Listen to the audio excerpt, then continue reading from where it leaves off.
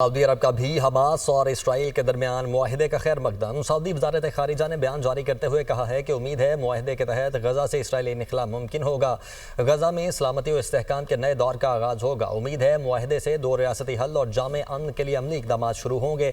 गज़ा जंगबंदी से मुतल्लिक़ सदर Trump, Qatar और तुर्की के किरदार को सराहते हैं।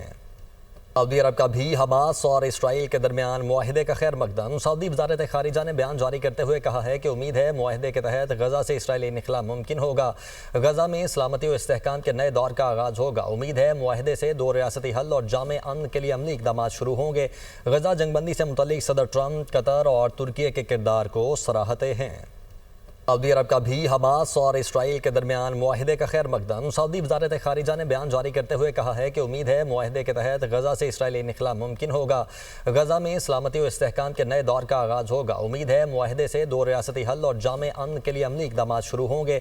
गज़ा जंगबंदी से मुतल्लिक़ सदर ट्रंप, कतर और तुर्की के किरदार को सराहते हैं।